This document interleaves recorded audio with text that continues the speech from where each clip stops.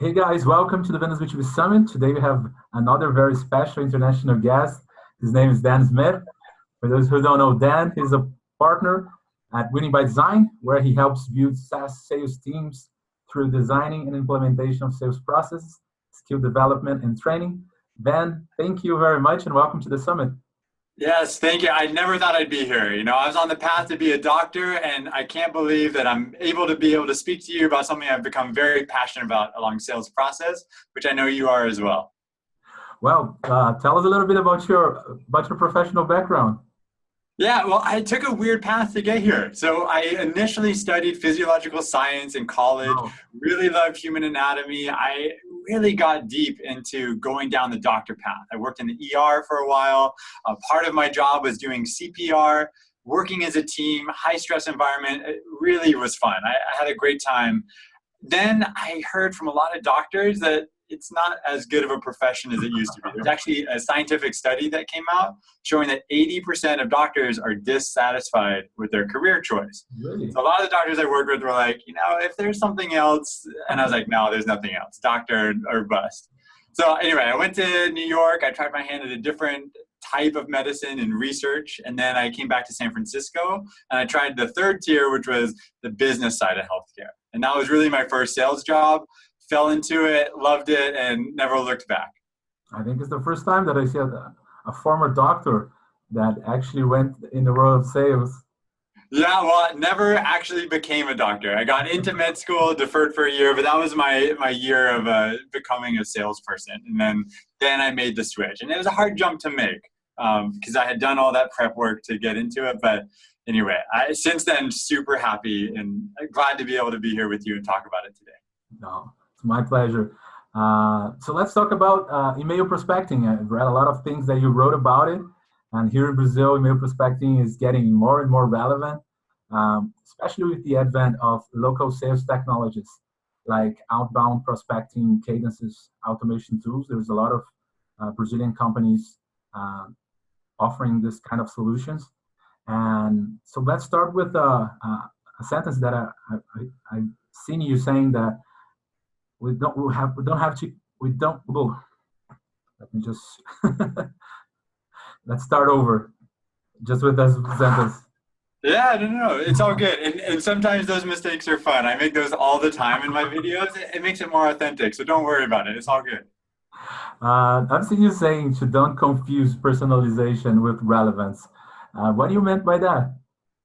Yeah, I think this is a very common mistake. I think first let's take it a step back because email is where most people today really like having conversations. A lot of great conversations can happen over email. And sometimes even the younger generation prefers that over verbal communication. And so a lot of times how this kind of evolved to get here, it comes from the inbound marketing now to more outbound style emails. And ultimately, I believe that personalization was very effective 10 years ago because it made you look like you were sending a very customized email. Like if I put your first name in and said, hi, Daniel, great to talk to you. I noticed that you worked at this company. I mean, 10, 15 years ago, that would require someone manually entering it. I mean, templates were available, but it was all generic. Nowadays, people have caught on to it. They realize that if you start off an email with a very generic, hi, first name, I noticed that you worked at company and this is your title. That is what I mean by personalization. And that ultimately is not relevant to me. Just because you know my name and you fill it into a template doesn't mean you're sending me over something that's valuable to me. And so now what I really want to focus on and what I encourage a lot of salespeople to realize is going one step deeper and trying to point out exactly why they should even read your email. And this is the part where I think a lot of salespeople go wrong. They want to put a whole bunch of leads into a funnel and then get out great meetings from that without doing the work that it takes to really do that. Our attention spans are shorter. The key is the salesperson needs to make it easy for the person to realize like, now I see how this could be relevant to me. Great. And I read in one of your articles where you described 4 steps to write an epic email. And I would love to dig a little bit into it. So could you share one of those 4 steps? I think the first one was understanding your customer. I completely agree. We cannot do any kind of sales without understanding the customer, right? Yeah, absolutely. I think the first step is understanding who you're actually sending the email to. And when you send that email, even if you're doing in a small group, let's say like 25 people at a time, it still needs to feel that this email was sent one-to-one to me. I I am, and I know you are, and a lot of other people get very good at realizing what's a mass email. And if it looks like a mass email, that's instant archive, instant marked as spam or unsubscribe. And so the trick here is when you're trying to write emails at scale is to make sure that you can write one email really good. So there's 4 steps that I suggested going through, and let's follow that up with the blog article so people can see it. But I think what might be better is just drilling even further down is how to write one really good email. And then once you figure out what goes into that messaging, 80% of it can probably be templatized if you're sending it out to the right persona. But this is how I like to break it down. I like to put it in the RRR approach. So the first part would be relevance. We talked about this before. So I could start off with something, instead of saying, "Hi, Daniel, I noticed you're CEO of Vendas," I would say, "Hi, Daniel, because you're growing your company and you've been there exactly 1 year, here's an article that I thought would be relevant to you." Or, "Congrats on your new round of funding." Or, "Because you posted this article recently, here's something else I thought you would like." Something Where that most people go wrong. quickly do and Oh, change yeah. everything, right? Absolutely. Yeah, it changed everything, because the thing is, people try and get lazy with this and they'll do something tricky. They'll be like, "Hey, Daniel, loved your last blog article titled," and then just copy paste that in. Everyone know we can do that with bots now. So then we're now going back to that personalization versus relevance. If you say you like something that I posted, you have to do exactly what you just demonstrated, Daniel, and say, "Here's the 4 things. The first thing that really resonated with me is when you said, know your customer." So now I know you read that. And so if I'm your customer, I'm much more willing to engage with you. It's like, oh, this person's actually done some time, researched me, wants to provide me value. I'll now engage with them. So this is what we mean by relevance. The second R would be reward. We want to make sure that we always give something of value in every single email that we send over. And then the third one, oh, I realize that my pen is a little light there, but the third one is going to be the request. So reward is like a blog article, video. 4th one, request. It can't be a meeting request. Can't. No, you got to stop asking for meetings and emails. No one wants to meet with you. No one wants to meet with a salesperson. It's like, if I wanted to get pitched to, I would just call Comcast and ask if there's any upgrade options for me, or whatever internet provider you're using. So no meeting requests. Now, I want to say that provocatively because a lot of salespeople think that if they're going to be measured on getting a meeting, they have to ask for the meeting. But if you're actually giving something of value, they're going to want to talk to you. And that's what we have to get to. We have to give them something so good in the email that they want to actually talk with you. So the request can just be, would you like to learn more? Is that relevant to you? What else are you focused on so I can come across other articles that might help you achieve that? So start a conversation more than ask for the meeting. You nailed it. That's exactly right. The email's purpose is to start a conversation. It's not to pitch. It's not to sell them. It's not to qualify. It's just to start a conversation. So when would we request a meeting? Just to understand a little bit how you guys are doing. So you start a conversation, you ask a question, and you just go back and forth a few times, or after the first answer, you think already you can request a meeting? How you guys are doing? Yeah, so here's the thing, is that it's like meeting friends as an adult. When you're in school and you're surrounded by friends all the time, it's very easy to communicate.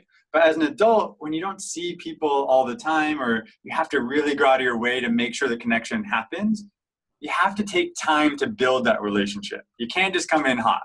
So this is what email should be like as well. A lot of people think that my first email, I need to give you my top 5 value props on what I think would be a fit for you. And then you're going to read this long email and then tell me what's most interesting. That has to change. So the first few emails that you send over need to be much more focused on just trying to provide value, trying to be helpful.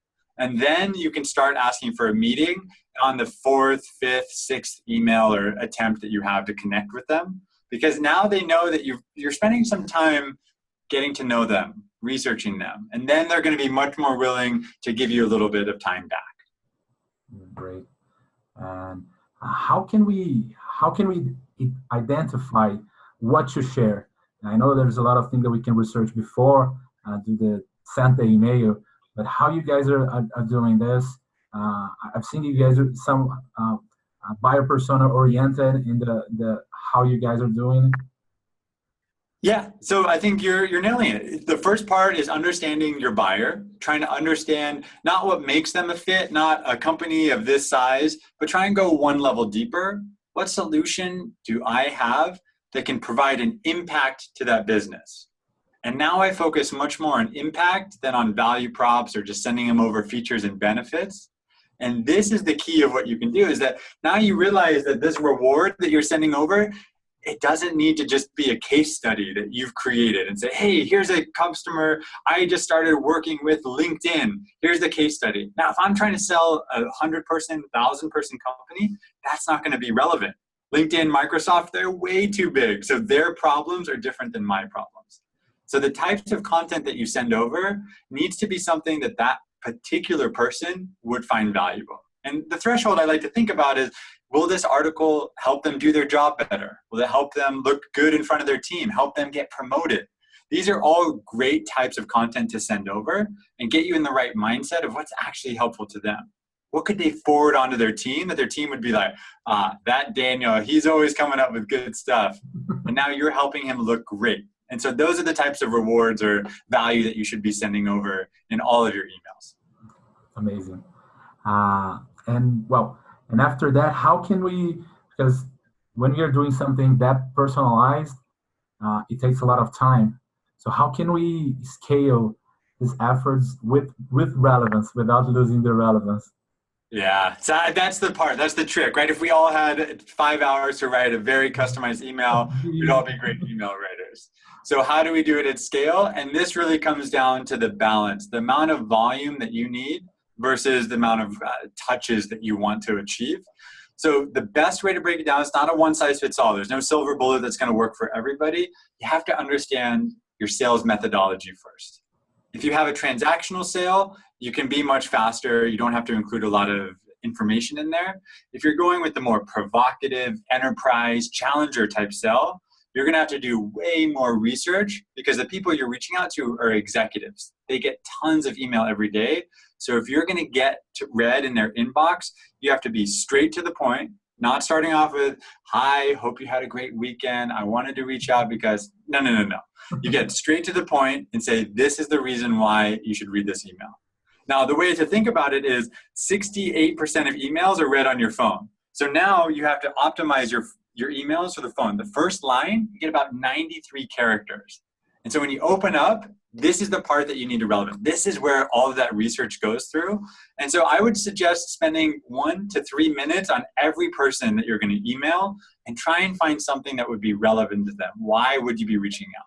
If they don't have a LinkedIn profile or they don't have any personal information you could find, talk about industry trends. Talk about, because you are doing this at your company, here's another article that I thought would be relevant. Those are the keys to do this at scale. Right. So when you're talking about the mobile, is because you can read the first line in the mobile? Correct. Yeah. On most start screens, you see the subject line and then the first line that goes on in there. So that's what I mean. It's not just about the subject line anymore. That has about 43 characters. The first line has about 93 characters. So you want those to play off each other to show them that it's relevant. Now, I think initially you would also ask, like, do I do this in a cadence? How do I start doing this at scale? There's different tools out there, but you can do this for free just using a Google Sheets. Put up the list of people that you want to reach out to, spend a block of time doing research on all of those people, creating the customized one line that you want to put in, and now your template is going to be 80% already made. You already know what the reward and the request is going to be because you've segmented it by persona. So now the research that you spend doing for an hour, it's very simple to plug that in. You can use a tool, there's some free ones out there, or you can use other professional tools that help you do this at scale. But the trick is making sure that you don't sound spammy. And a lot of salespeople are unfortunately getting stuck in that trap of trying to be relevant, but all they do is talk about themselves. Lots of I statements, we statements. For example, a very common one is, I noticed on LinkedIn that you've been there for a year. And people are like, oh, well, if I don't want it to be an I statement, I'll just take out the I. So I'll say, noticed on LinkedIn. But that's just bad English, right? That's just a bad phrasing. So we have to fundamentally change it to be about that person. And then instead of trying to win them in one email, we now have, let's say, 5 emails. We're going to send 5 emails over 2 weeks. And so each email can focus on one point of impact. And each impact doesn't have to be something that we create. It could say, hey, here's a Forbes article, Inc. magazine, New York Times. Here's something that I think would be relevant to you that's not necessarily what me at my company created. Because then you don't sound salesy. You just look like someone who's trying to educate them, trying to provide value. Could you give us an example of like this first sentence, something that you could actually read it under the mobile before opening the email? Yeah, absolutely. So let's go back to the first example for you. Like you have been at your company, you just hit your 1-year mark, right? A lot of people feel personal pride in that. So if I wanted to connect with you personally, I would start off instead of I noticed on LinkedIn that you hit your 1-year mark. I instead would just get straight to it and say, Daniel, or hi, Daniel, congrats on earning your 1-year anniversary at your company. I noticed that you have been exploring doing different events, and I'm looking forward to the one that's coming up in August. Now that sounds like a pretty standard email, right? You're only going to really see that first part. You're going to read it and you're going to be like, oh, they're tapping into my ego a little bit. They noticed something about me, right? I've been there a year. And so you're going to be willing to like swipe it open. You're going to read it and want to see a little bit more. So this is all you're trying to get at with the first line. And now that they're reading it, now you actually have to have some value. So what I did the first time when I just went through it with you is a very common writing technique. You're still going to say I 3 times. Write it out like that. This is a normal way of writing and speaking. But then when you go back and before you send it, just convert those I statements to you statements. So instead of saying, I'm looking forward to your event that's coming up in August, how would you suggest, Daniel, I'll put you on the spot here. How do you think would be another way that I could say that makes it much more about you? Wow. So the trick, right, will be making it like a you statement, right? How do I make this, instead of saying, I am excited for your event coming up, it would be like, you posted that you're trying to achieve this number of people, or you are changing your venue to accommodate 5 times as many people as last year. Now this shows that I've done research and I'm starting off with you, I'm making it about you, not about me as the salesperson. Do you feel that difference? Yeah, yeah. That is the trick. That's where salespeople need to take their little bit of extra energy, and this will get them to the next level. There's way too many people just sending out I, we, our, this is why you should care about my company. No one cares about you until you show that you care about them. Amazing. Classic Teddy Roosevelt quote. Oh, great tips and insights. And the 4th phase is you talk about start small and then A/B testing. Yeah. That's when we are doing outbound, it's always better to start small and A/B testing, right? Absolutely. So the way that I think about it, I know that predictable revenue had a huge impact on my sales career. Reading about that was extremely valuable to see how a sales process can help a company scale. But as you see, every time the world is changing slowly. So what worked great when that first book came out is like, oh, try this first line or try this subject line. But now if everybody goes to the Google and they're like, how do I write a great sales email? Aaron Ross's predictable revenue is the #1 hit. You read it, you say, oh, I'm going to write this, copy paste the template. Now you sound like most other salespeople. You get a subject line that says, quick question. At first, when no one was using it, extremely valuable. But now that I get this 20 times a week, I know this is coming from a salesperson. And so now I know that there's something else going on. We're living through this moment right now because predictable revenue just got translated to Portuguese, and it's everybody's. And it's an amazing book. It's amazing. You absolutely should read it. There's so much value from there. But you have to realize that your target person, if they're starting to get too many emails that sound the same, you're now going to be bucketed in other people. So take the concepts that you learned from that, use A/B testing, use the data to figure out, how do I take this to the next level? How do I stand apart and really show the customer I'm trying to help them? Great. We're seeing a lot of people trying to do creative things to get more efficient in our email strategies. And a lot of people are using now videos and GIFs in their prospecting emails. Have you tried using those kind of things? What are your opinion about it? Oh my, you know what? This is actually the thing that made me join Winning by Design. I learned from Jocko the power of using video. The fact that we're doing this on video across the world is amazing.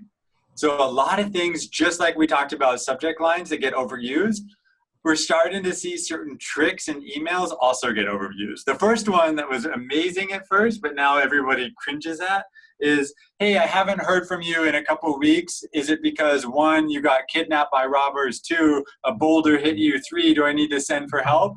You know, the first time I see that, Time you think it's funny, yeah. yeah, and then the fourth time, 20th time, millionth time, I'm like, no, stop doing that, right? So unfortunately, this is where GIFs and videos will come into play, but video has a very special mode. So you have to first realize who you're sending it to. If you're sending it to a persona that doesn't get a lot of sales emails, and maybe this will be a really cool novelty for them, tap into it. Use the data to show that. But if you realize that I'm sending video and I'm trying to go after a big company and they have spam filters that block that type of content, check your open rates, click-through rates, and just try and see, is this appropriate for my persona, my target audience?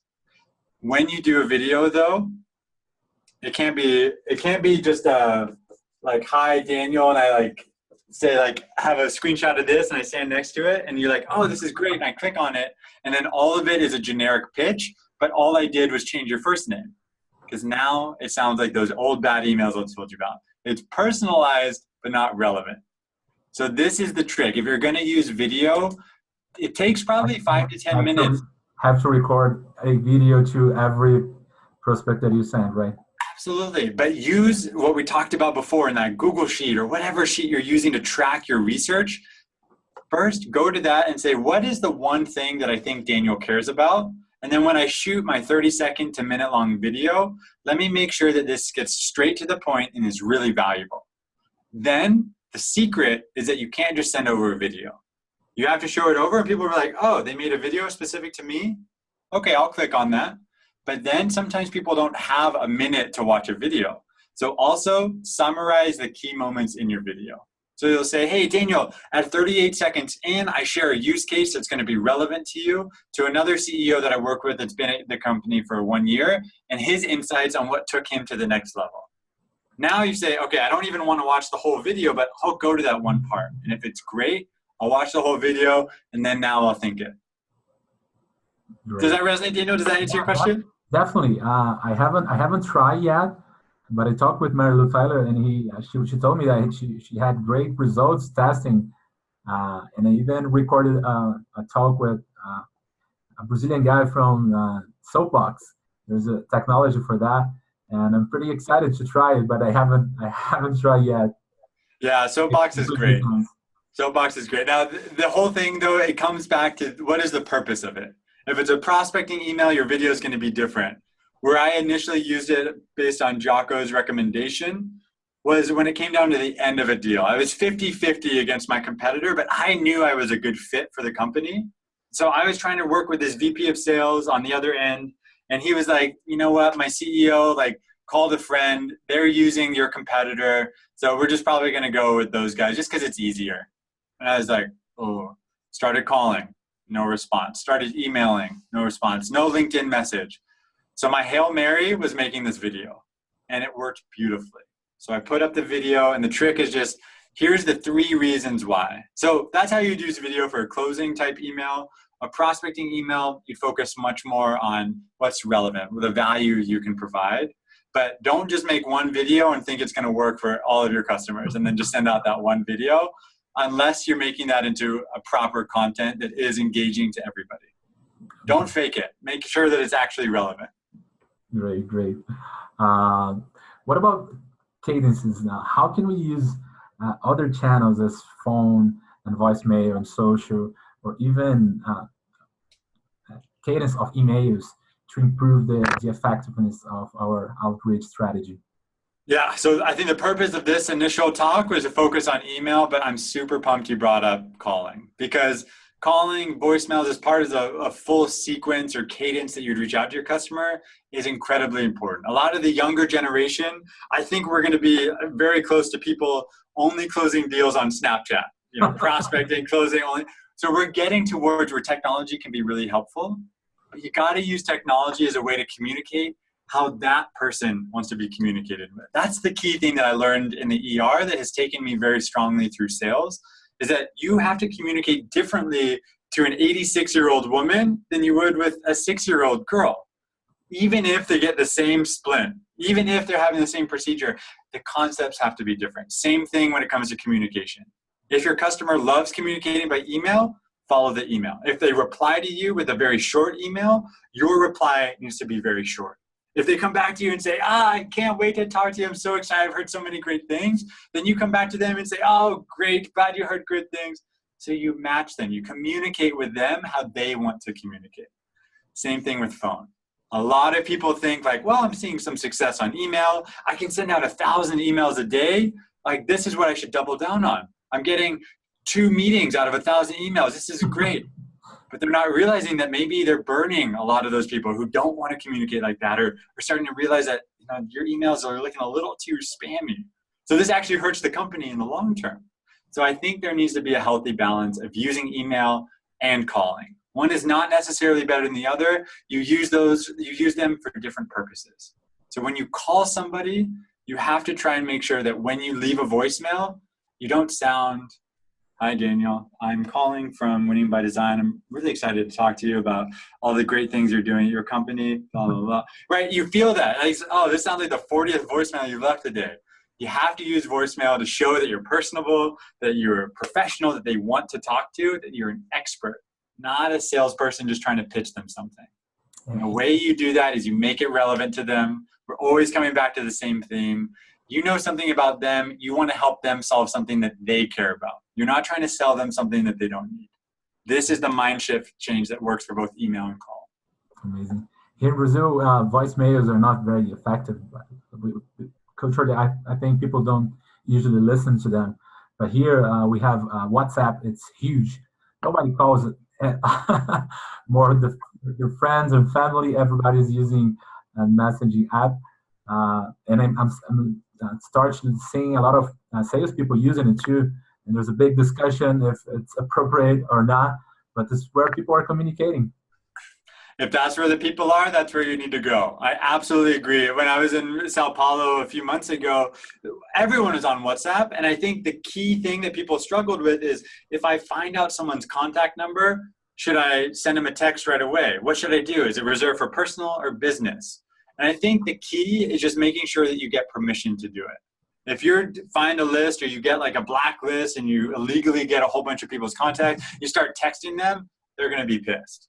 But if you start off and you say, hey, this is how I got your number, this is why it's relevant to you, I wanted to set up some time. If you prefer email, I can shoot you an email. If you prefer a call, let's call next week. Or if you prefer to talk over here, we can do that as well. And I think changing your communication for what they want, that is the key. You somehow answered this my next question, but I'm gonna ask you anyway because it's something that everybody asks me. I receive this question a lot. Is when to use email and when to use phone as a great channel. And what criteria do you usually use to decide it? Yeah, I think it really comes down to the type of relationship you have with that person. If you met them at a networking event and you exchange contact information, shoot them over a quick note. Great meeting you last weekend. We spoke about this. I'd love to further the conversation to see if we can help with your number one pain point. If we put that in a quick text message, that's great. That'll set up a phone call and that makes more sense. If you don't know that person yet and you want to start showing that you can deliver value, start it off like that. Now, you can start off with email and then convert to text and then use other channels like LinkedIn. It's great. The problem is, don't start selling. Don't use guilt to try and say, hey, I sent you 5 emails, I haven't heard back. No one wants to read that. It's not, they don't owe you anything, right? You have to try and deliver value for them to want to get back to you. So however, whatever channel you use, that is the key. Make sure that you're just trying to help them solve their problem. That is the real purpose of a salesperson today. Great, Dan. A lot of value. Something that I have to confess that a lot of times I sent the first mail already requesting a meeting, something that I'm gonna change right away and test it. Just starting conversations before requesting the meeting. So thank you very Absolutely. much for sharing all these insights and experience. Do you want to leave a parting piece of advice to our Brazilian audience? I just please go out there, help your customers. Don't try and sell them. Try and understand what they care about, and this is what will make you very successful in the long term. So thank you so much for having me on here. Really enjoyed the combo. Thank you very much, Dan. Where people can find more about you and Winning by Design? You know what? Winningbydesign.com is probably the easiest way, or find us on LinkedIn. We love posting relevant new articles that come up because sales is always changing. So either of those channels will probably be the best way. Great, Dan. Thank you very much and hope to see you here soon. Yes, very soon. Looking forward to it. Bye-bye.